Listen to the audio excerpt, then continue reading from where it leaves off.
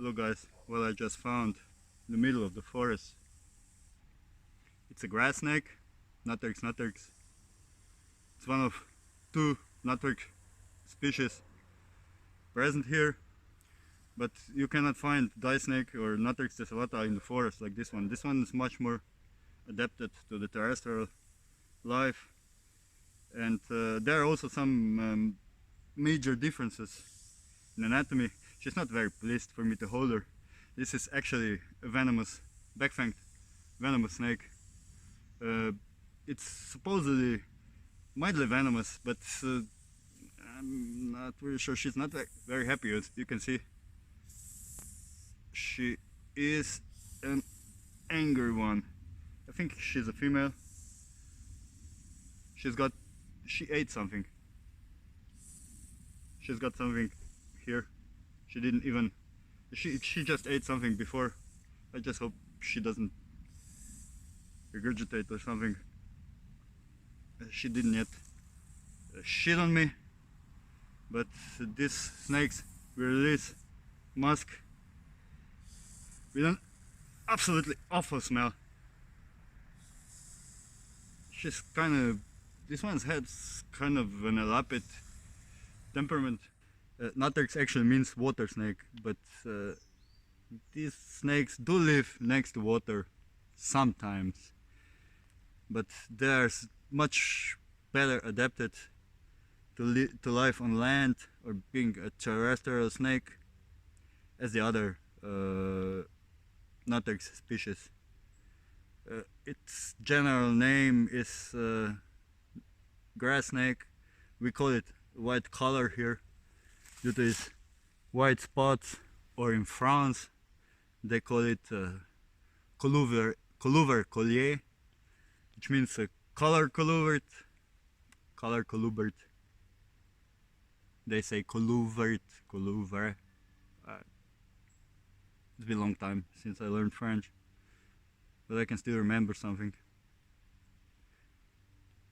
I've never been bitten by this snake, or the die snake for that matter. Although, if this snake would bite, she would probably have to get a firm grip on your finger or wherever, because she's a back-fanged snake. And oh, now she's releasing the musk. I just hope it doesn't get on my clothes, because this thing is very hard to. Look at her. She's not happy. She's not happy for me to hold her. I just hope she doesn't bite. But like I said, I was never bitten by this snake. This is one of 3 venomous snakes that could be found here. Now, it's a common misconception that this is a non-venomous snake. Oh, that stinks. Oh, that stinks bad. Really bad. But this is quite common snake and has absolutely mind-boggling distribution range over 3 continents. It spreads over whole Europe up to Scandinavia, also around the Mediterranean, into Africa, into North Africa, and into Asia, all the way to China. So it's very well adapted. It's not like tessellata that's more dependent on the water, and tessellatas also won't be found in the lakes or ponds that are away from flowing waters, because they use flowing waters like creeks or rivers to migrate, and these snakes are much better adapted to the terrestrial environment. Though I never saw these snakes actually coiling their prey. Also, tessellata does not coil the fish because it doesn't have scales that are suitable for this, not like trunk snake that can actually coil fish. Now she's kind of getting used to it. She's still very angry. In vast majority, these are a bit more aggressive than the die snake, I would think. Just this is my experience. but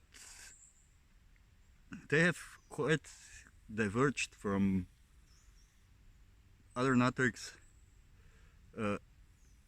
Tessellata, Maura, these are much more adapted to life in water. When this snake is more of terrestrial snake, now she's getting used to me holding her. They will tame down after a few minutes or so.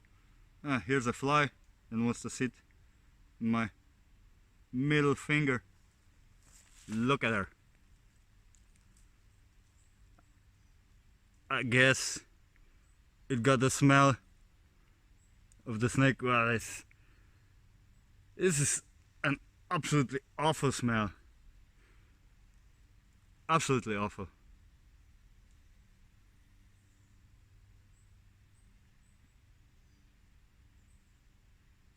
Now she wanna sit. Now she wants to sit. She's gonna clean the snake after she shit all over itself.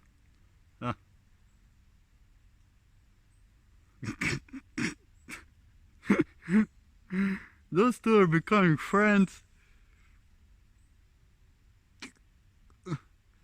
I think the snake doesn't mind, actually, for this fly cleaning her. It's funny.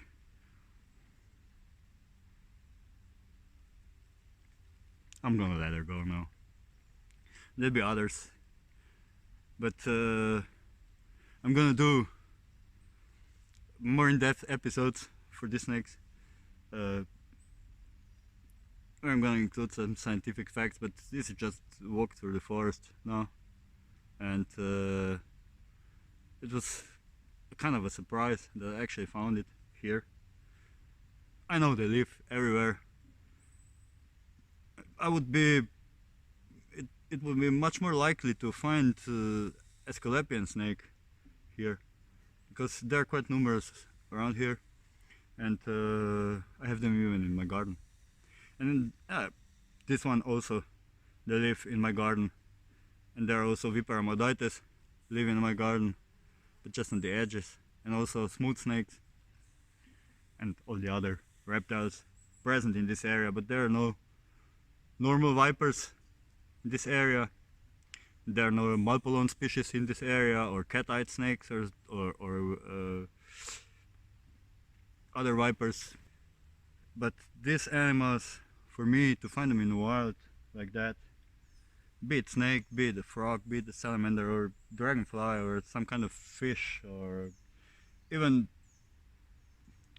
beetles or mantises, you name it. These are the true wonders.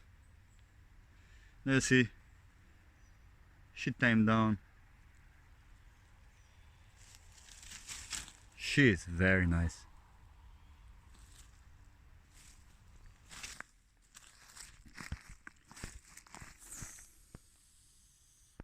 But she's quite long. She's about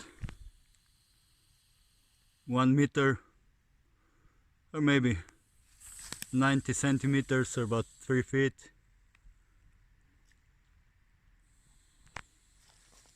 I just love this glow on her skin. This is very nice, very clean also. Sometimes I find them, they have ticks inside and I have to remove them also, but check it out, it probably shed it just recently.